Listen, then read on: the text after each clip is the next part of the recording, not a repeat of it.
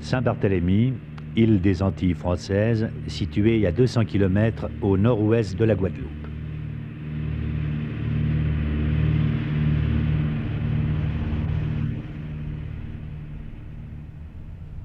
Ici, lorsque les avions atterrissent sur ce terrain acrobatique, personne n'est là pour vérifier l'identité des voyageurs et le contenu des caisses.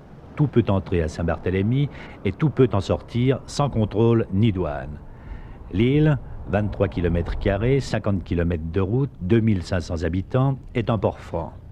Le maire, Rémy de Hennon, dès son entrée en fonction, a su apprendre à ses administrés ce qu'on peut faire dans un territoire qui jouit d'un pareil statut unique dans les Caraïbes. Il y en a parfois qui capotent ici en atterrissant. Ben, l'autre petite carcasse qui est derrière, c'est un gars qui a loupé le col là-bas, oui. Il s'est présenté trop bas et... Il s'est tué? Non. Non, il y a un bon Dieu pour les fous. Hein. Il y a eu beaucoup d'accidents de ce genre? Non. C'est le seul un peu sérieux. Ils ont eu de la veille, ils étaient 3 dedans. C'est l'instructeur. Je leur avais dit surtout ne vous entraînez pas ici et surtout quand le vent n'est pas bon. Lui, cet imbécile, l'instructeur, m'a pas écouté. Il y a 3 dedans. L'Allemand qui habite là-haut, Renck, un promoteur immobilier, et l'instructeur. Et... C'est vous le premier qui avait atterri ici? Oui. Ça se présentait comment à l'époque? Il y avait une piste, il y avait quelque chose? Ah non, il y avait un pâturage avec des arbres, quelques arbres, une mare, etc. C'était un tout petit avion, c'était un biplace. Rear Wing Porter, on en a fait très peu, c'est un type américain avec un petit moteur en étoile de 5 cylindres, c'était très amusant. C'était très difficile comme atterrissage, ça s'est passé normalement? C'est une question d'avion et d'habitude, c'était déjà une prévu.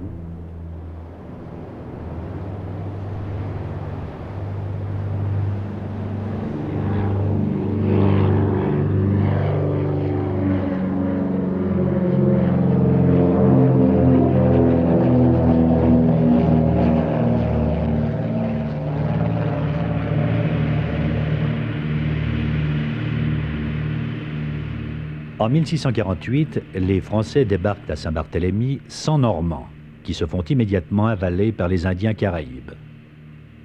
10 ans plus tard, deuxième débarquement. Les indigènes, sans doute rassasiés, mangent une partie des Français et abandonnent le reste. Ce reste vivant, fidèle aux habitudes normandes, se précipite sur la terre et la travaille. Trop pauvres pour s'offrir des esclaves, ils grattent eux-mêmes ce sol aride et se reproduisent entre eux jusqu'en 1740, où ils atteignent le nombre de 600. Pendant les 50 années qui suivent, l'Angleterre s'empare 5 ou 6 fois de Saint-Barthélemy, mais la France la récupère, sans doute par esprit de contradiction, car elle ne sait trop que faire de ces paysans résolument français, hors des modes, hors du temps, hors des circuits économiques. C'est alors que le ministre Vergennes, en 1784, échange avec les Suédois les 739 paysans et leur île contre un droit d'entrepôt à Göteborg. Les nouveaux acquéreurs érigent Saint-Barthélemy en port franc, et alors que les Antilles, à la suite de l'Europe, sombrent dans une guerre de 30 ans, ils déploient bien haut le drapeau de la neutralité. Le résultat dépasse l'espérance. 6000 trafiquants s'abattent sur l'île et font fortune dans un gigantesque marché international. 2000 navires quittent Saint-Barthélemy chaque année, pour des destinations diverses, rapportant du 1000%. Des ruisseaux d'or coulent du roc dénudé.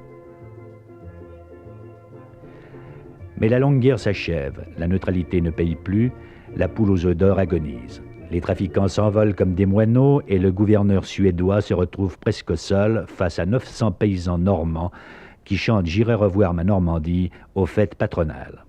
On décide alors de mettre l'île en vente, mais les clients ne sont pas nombreux. Alors on baisse les prix, et en 1874, la France enlève l'affaire pour 320 000 francs, retrouvant ainsi ses fils oubliés, à qui elle accorde généreusement le droit de choisir eux-mêmes leur destin.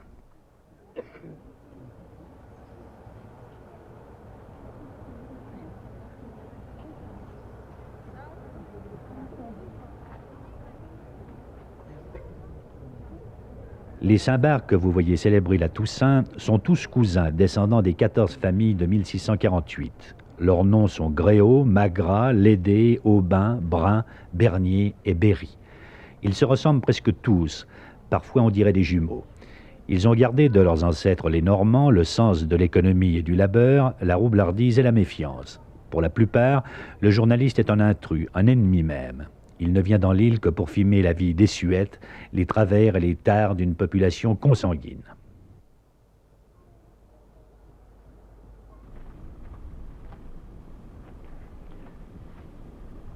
C'est le chapeau traditionnel de l'île, ça. Oui. Oui.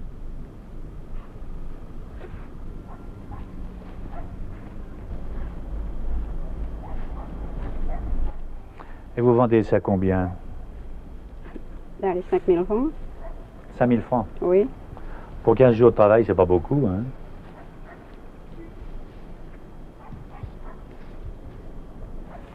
Vous faites autre chose? Je fais le travail des souliers.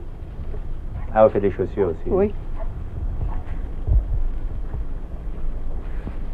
Et votre mari, qu'est-ce qu'il fait? Je suis pas mariée. Vous n'êtes pas marié? Non. Et votre sœur, elle est mariée? Non.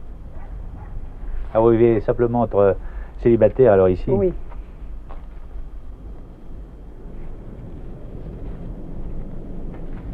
Est-ce que vous êtes déjà sorti de l'île? Oui. Où êtes-vous allé? J'ai en Guadeloupe. Ah, en Guadeloupe. En avion? Non. Au bateau. Pourquoi vous n'avez pas pris l'avion? T'es pas né en Ville de ce temps. Il n'y avait pas d'avion encore à Non. l'époque? Il y a combien de temps alors que vous êtes allé là-bas? À 18 ans. Il y a 18 ans? Oui. Et puis depuis 18 ans, vous n'êtes pas sorti de votre île? Non. Vous non plus, mademoiselle? Ça pas sorti non plus. Vous n'êtes jamais allé à Pointe-à-Pitre? Vous avez été une fois à Pointe-à-Pitre? Mademoiselle, vous avez été une fois en Guadeloupe? Une fois, 2 fois. 2 fois. Pourquoi vous êtes allé là-bas? Il y allait pour opération de l'appendice. Ah, parce qu'il n'y a pas de médecin ici? Il n'y a pas de médecin? C'était une des médecins, mais pas pour opérer de l'appendice. On prétend que les Saint-Barts ne sont pas aussi pauvres qu'ils ne paraissent. Lors de l'échange des anciens francs en nouveaux francs, le trésorier payeur venu de Guadeloupe pensait que pour 2500 habitants, 25 millions suffiraient.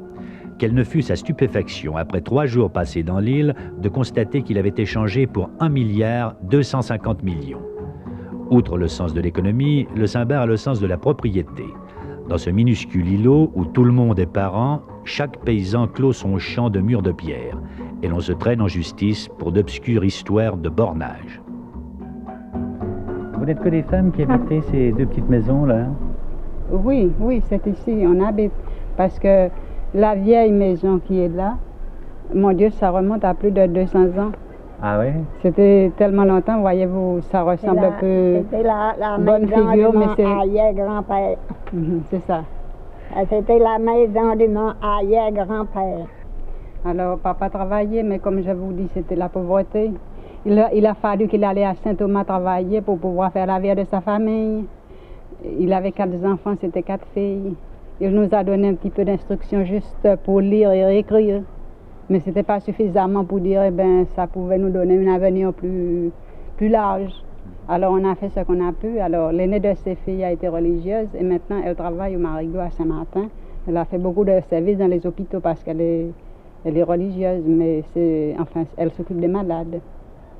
Et puis après, quand j'ai vu que la vieille maison allait tomber sur nous, eh bien, moi, j'ai travaillé à, je vais vous dire, économiser la vie un petit peu et souffrir par moments de faim pour pouvoir mettre des sous de côté et pour arriver à faire cette petite maison pour nous préserver en cas de cyclone. Alors, par exemple, s'il arrive un cyclone comme ça fait parfois, la vieille maison ne supportera pas un gros mauvais temps. Alors, pendant ce temps, eh bien, je dors bien, je dis, eh bien, s'il arrive un cyclone, eh bien, on peut se reposer ici. Vous avez combien de mètres carrés de terrain ici? Ah, je ne sais pas. Je ne sais pas parce que je ne suis pas suffisamment intelligent pour pouvoir vous dire cela. Enfin, le tour de la maison nous appartient. C'est grand ou c'est petit, le terrain qui vous appartient? Eh bien, c'est le tour de la maison. Ah, le tour de la maison. Le tour de la maison, oui. Et qu'est-ce que vous cultivez là-dessus? Mais justement, comme je vous dis maintenant, vous voyez des herbes, mais en temps de sécheresse. Mais il n'y a pas d'herbe. La terre est nue. Alors nous avons quelques cabouilles. Vous connaissez ce que c'est? Ce sont des Oui, chèvres. oui. Eh bien, c'est ce que nous faisons. Et nous n'avons pas plus que ça. Que quelques chèvres. Et on les soigne, mais comment? Il faut soigner un chèvre peut-être 12 mois pour arriver à le vendre 10 000 anciens francs.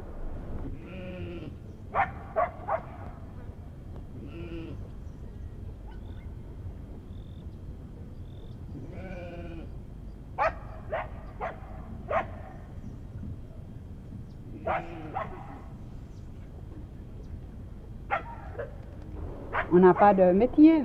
À bien dire, tous les féminins n'ont pas de métier. Alors on est là. Moi, je suis ici avec une sœur. La sœur, justement, elle est sourde. Elle est malade de la mentalité.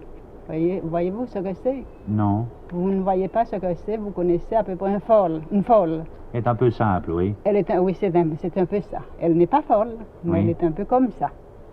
Alors, il y a encore ma sœur qui est là avec... elle a 6 enfants.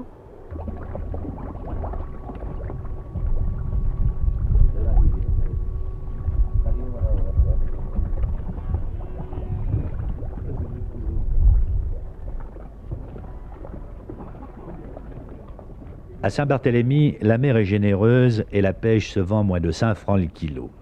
Mais ceux qui font fortune, ce ne sont pas les pêcheurs. Ce sont ceux qui partent le soir avec des barques chargées de whisky et qui vont aborder discrètement sur les innombrables îles de la mer des Caraïbes.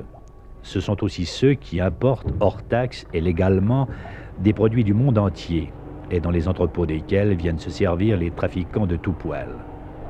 Ce sont ceux encore qui vendent leurs terres à de riches étrangers pour y construire des villas. Vous avez des terres ici à Saint-Barthélemy? Oui. Oui. Oui, Beaucoup? oh, un peu.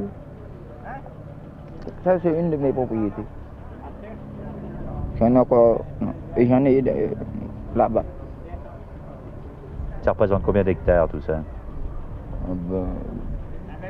Là, ça fait environ 30 mètres sur 60. Ouais. Ça se vend bien le terrain maintenant ici, hein? Oui, mais ça c'est. Il y a terrain, ça c'est le cœur de la ville. Oui. Ah, ça c'est un cheval de notre couleur. Les Américains achètent beaucoup ici, hein? Oui, ben, il y a plusieurs Américains qui m'ont demandé. Oui. Ouais. Vous n'avez pas voulu? Ils veulent me donner un œuf pour un bœuf. Moi, je vais donner le bœuf, moi. Et ils vont me donner un œuf. Combien est-ce qu'ils veulent vous donner du mètre? C'est pas au mètre. Ça dépend où que le terrain est situé. Mais combien ça vaut ici à peu près le terrain? Ça dépend de où que c'est. Un beau terrain. Un beau terrain, combien ça vaut? Mais il faut voir de ses deux yeux. Là, vous êtes... il y a endroit et endroit. Mais si ça serait pour moi le vendre, je ne le vendrais pas au moins d'1 million de dollars. $1 million? Oui. Gustavia, nom hérité de la présence suédoise, est donc le chef-lieu de ses 23 km² de terre, de ses 50 km de route et de ses 2500 habitants. Un curé, un maire et 2 gendarmes constituent l'autorité morale, légale et administrative de l'île. Saint-Barthélemy vit dans la hantise de l'indépendance de la Guadeloupe. Actuellement, les Noirs atteignent à peine le nombre de 50, ne vivent et ne travaillent qu'à Gustavia. Si demain, la France lâche ce département d'outre-mer, Saint-Barthélemy cessera d'être une île blanche. Les Noirs pourront s'établir ici en toute légitimité. Et Marius, père de 12 enfants, tenancier du seul bistrot de Gustavia, servira le pastis à ses frères de couleur.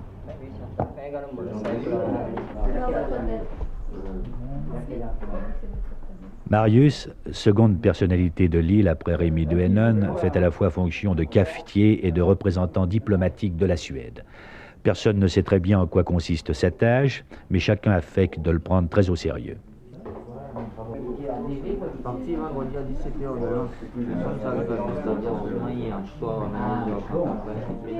D'ailleurs, on vient surtout chez Marius pour boire pastis, rhum ou whisky, qui, comme tous les alcools, coûte 3 fois rien. À supposer qu'ils viennent à manquer, le chemin n'est pas long jusqu'aux entrepôts de M. Magras. Vous avez à peu près tous les alcools du monde ici, M. Magras. Oui, on est obligé de les avoir du fait que nous avons des touristes qui sont un peu de tous les États, des touristes français, des touristes américains, beaucoup d'Israéliens, enfin habitant les États-Unis, qui vous demandent n'importe quel livre. Alors on est obligé d'avoir une agglomération, amalgamation plutôt de, je sais pas, de 200 ici, donc je dois en avoir 250 ou 300 différentes oui, même des alcools suisses, j'ai vu. Oui, on en commande chez vous. Mais enfin, il n'y a pas que les touristes qui vous achètent vos alcools, non? C'est-à-dire, pour nous, le mot touriste n'est pas toujours celui qui est en bateau de croisière ou sur un yacht de milliardaire. N'importe qui passe à Saint-Barthélemy, pour nous, est un touriste. Il peut être un de ces pauvres Anglais qui a le fork des Français, qui nous achète une bouteille de rhum ordinaire, ou alors celui qui nous achète du champagne d'Empérignan. Pour nous, nous vivons des gens de passage. La consommation locale se limite à un peu de whisky, et de la bière, beaucoup de bière, et un peu de champagne et du vin. Alors les autres alcools, c'est plutôt les gens de passage qui les achètent. Mais les mauvaises langues prétendent qu'il y a des bateaux qui, le soir, ici, partent discrètement bourrés de bouteilles de whisky. Ceci est vrai parce que la contrebande n'existe pas à Saint-Barthélemy, ils ne partent pas le soir. Vous avez de ces îles avoisinantes des petits canots qui viennent, qui vous achètent des whisky, des cigarettes ou autres, à un prix très bas, parce qu'actuellement ils ont baissé les droits de douane dans toutes ces îles afin de mettre un frein à la contrebande. Ils partent ici de chez nous, peut-être, je sais pas, des bateaux partent avec 50 caisses de whisky, 25 caisses de bière, 10 caisses de cigarettes. Mais pour nous, ce n'est pas de la contrebande, nous sommes un port franc. Bien sûr. Nous leur vendons ce qu'ils veulent acheter. Il n'y a pas de douanier. C'est bien aux gendarmes de leur demander leur passeport, pas à nous. Et puis on n'a pas à leur demander où ils vont avec. Donc s'ils se font pincer chez eux, ça c'est leur problème. Mais je crois que chez eux, quand même, c'est assez large, sans quoi... Mais de dire qu'il y a une exportation de whisky dans des îles très éloignées, non, ça n'existe pas. On a parlé de Venezuela, on a parlé de la Jamaïque, on a parlé de tout ça c'est faux. Saint-Barthélemy exporte pour le moment. Quand je dis exporte, non. Quelques clients viennent acheter des îles avoisinantes s'échelonnant des Grenadines à Anguilla, par exemple. À part le whisky, qu'est-ce que vous avez comme produit? Vous avez des produits qui viennent du monde entier, non? Ici, j'importe, moi, personnellement, que dans les branches, je suis à peu près dans toutes les branches, sauf l'alimentation, j'importe du monde entier. J'importe aussi bien de Hong Kong, du Japon, de Chine, de Corée du Sud, de Taïwan. J'importe des articles du Mexique et puis de l'Europe. Je reviens d'Europe, justement. J'ai passé un mois là-bas à faire des achats en Hollande, Belgique et France. Enfin, tout ça, ça doit tout de même se vendre à quelque part, ça ne peut pas se vendre seulement ce sont des investissements, ce sont des investissements faits dans l'espoir, nous sommes axés sur le tourisme, dans l'espoir de vendre à ceux qui passent. Quand je représente, par exemple, de chez vous, je représente la maison Omega. Ni de parler non. Enfin, quelques maisons de chez vous, où je vends leur montre ici, j'en vends bien aux gens de Saint-Barthélemy, mais j'en vends aussi également à ceux qui passent. Donc pour toutes les marchandises, c'est la même chose. Nous achetons, puisque nous n'avons pas de barrière douanière, nous recherchons les marchés. Et où le marché nous offre plus de satisfaction, c'est là qu'on achète. Il est bien évident que s'il n'avait que des touristes comme clients, ce commerçant ferait faillite, car le tourisme de masse n'est pas encore un phénomène qui pointe à l'horizon de Saint-Barthélemy.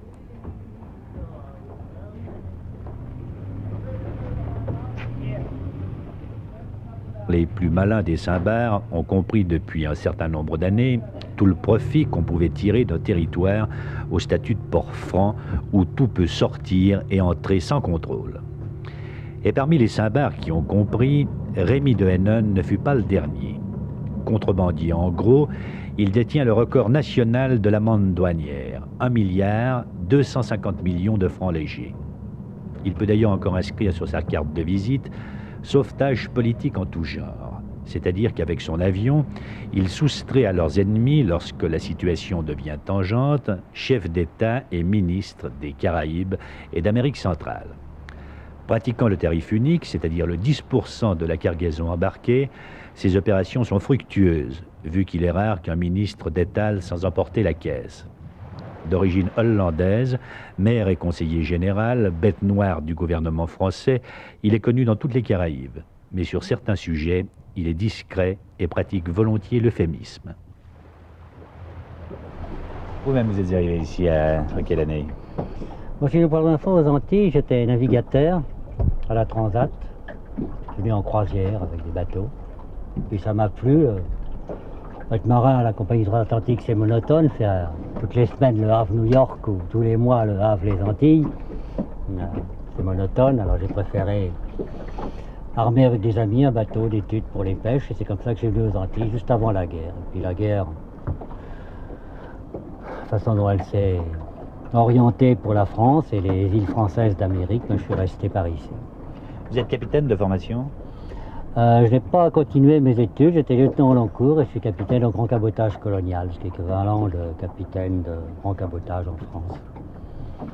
Vous appartenez un petit peu à la légende là, dans les Antilles françaises. On dit que vous êtes le dernier corsaire des Caraïbes. Oui, il y a beaucoup d'exagérations. À notre époque, dès que quelqu'un fait quelque chose qui sort un peu de l'ordinaire, on brode tout de suite. Il ne faut pas exagérer. Qu'est-ce qui sort de l'ordinaire chez vous? Bon, simplement le fait d'avoir choisi de vivre par ici sans y être né, d'avoir des bateaux, d'avoir démarré l'aviation dans les îles, etc. Quand on vit dans un port franc comme Saint-Barthélemy, Oui. c'est difficile d'échapper au métier de contrebandier. Mais c'est assez curieux, je vous dirais que dans un port franc, on ne peut pas être contrebandier puisque c'est port franc. Non, mais on Ce peut sont les partir. gens. Oui, mais c'est plutôt les gens d'ailleurs qui viennent s'approvisionner. Autrefois, au temps de la prohibition américaine, les contrebandiers de Porto Rico et d'Amérique venaient jusqu'ici acheter des liqueurs et du rhum, etc. Et actuellement, les trafics qui se font sont surtout des gens des îles anglaises, du Venezuela et d'ailleurs, qui viennent acheter. Et les gens de Saint-Barthélemy ne font pas de contrebande, ils fournissent les contrebandiers. Il n'y a pas de petites embarcations qui partent le soir comme ça, clandestinement, appartenant à des Saint-Barth? Oh non, non. Non, comme ils font un peu de concurrence, les commerçants, parfois, ils chargent la nuit pour que le concurrent ne voit pas ce qu'ils ont vendu. Le bateau, mais enfin, dans l'île même, il n'y a pas de contrebandiers, je dirais, professionnels. Il y a des trafiquants professionnels qui fournissent les contrebandiers d'ailleurs.